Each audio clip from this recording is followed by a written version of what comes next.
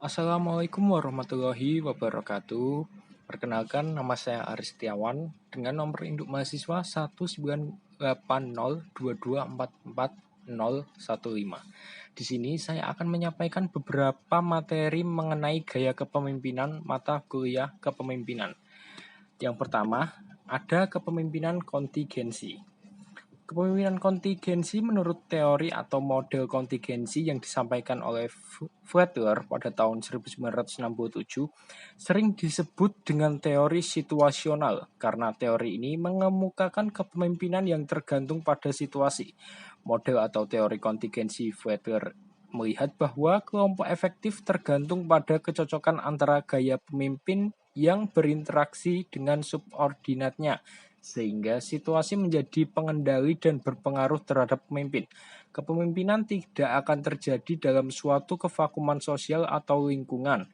Para pemimpin mencoba melakukan pengaruhnya kepada anggota kelompok dalam kaitannya dengan situasi-situasi yang spesifik.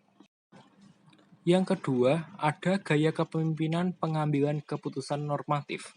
Teori kepemimpinan Fromm dan Yetton ini merupakan salah satu teori kontingensi. Teori ini dikembangkan oleh Fromm and Yetton pada tahun 1973 dan disebut juga sebagai model normatif tentang kepemimpinan karena mengarah kepada pemberian suatu rekomendasi tentang gaya kepemimpinan yang sebaiknya digunakan dalam situasi tertentu, yang memiliki fokus pada tingkat partisipasi aktif yang diperbolehkan oleh pemimpin dalam pengambilan sebuah keputusan, yang akan memaksimalkan manfaat yang akan didapat kelompok pada waktu yang bersamaan, supaya dapat meminimalisir gangguan pencapaian tujuan kelompok.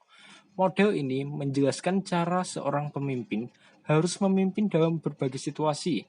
Model ini menunjukkan bahwa tidak ada kepemimpinan yang tunggal yang dapat diterapkan pada semua situasi. Semua harus disepakati secara bersama.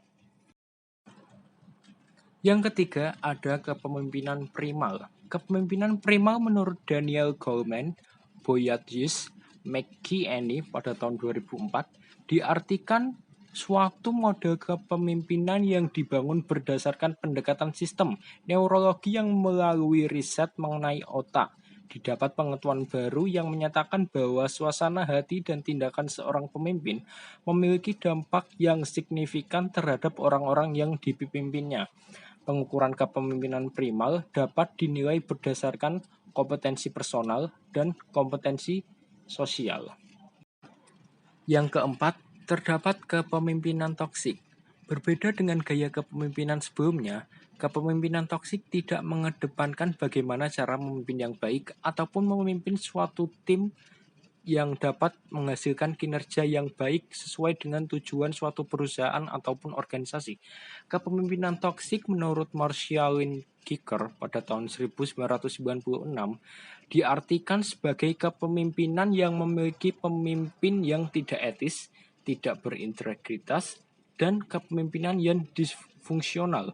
Menurut Lipman Blumen, terdapat beberapa faktor psikologi yang terjadi dalam kepemimpinan toksik, yaitu yang pertama, tidak kompetennya suatu pemimpin, yang kedua, kaku menjadi seorang pemimpin, yang ketiga, tidak ada pengendalian diri dari seorang pemimpin, yang keempat, tidak adanya perasaan dari seorang pemimpin kepada para bawahannya, yang kelima, adanya korupsi yang dilakukan oleh pemimpin ataupun jajaran atas suatu organisasi atau perusahaan.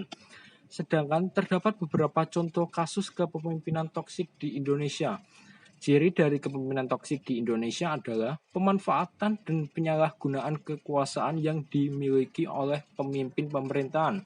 Fenomena kepemimpinan toksik yang nyata terlihat di lembaga-lembaga pemerintah antara lain sebagai berikut. Yang pertama, kapitalis birokrat. Yang kedua, korupsi. Yang ketiga, pemimpin tidak menyukai bawahannya yang lebih pandai, lebih kreatif, dan lebih inovasi. Selanjutnya, bagaimana cara mengatasi kepemimpinan toksik agar tidak terjadi di suatu perusahaan atau organisasi? Yang pertama, dapat melakukan pelatihan kepemimpinan kepada calon pemimpin. Yang kedua, dilakukan pementoran terhadap calon-calon pemimpin yang akan dipilih untuk menjadi pemimpin di suatu organisasi ataupun perusahaan. Yang ketiga, dilakukan audit internal kepemimpinan. Hal ini menyangkut tentang keuangan ataupun pola pikir serta tindakan pemimpin yang dilakukan di suatu perusahaan ataupun organisasi. Yang keempat, adanya reformasi birokrasi. Adanya reformasi birokrasi ini bertujuan untuk mengganti suatu birokrasi yang lama yang mana terdapat suatu kepemimpinan yang toksik ataupun suatu keanggotaan yang toksik dalam perusahaan ataupun organisasi. Yang kelima, Undang-Undang Whistleblower. Undang-Undang Whistleblower dapat dijadikan pedoman untuk mengatasi kepemimpinan toksik. Sekian dari saya sampaikan. Terima kasih.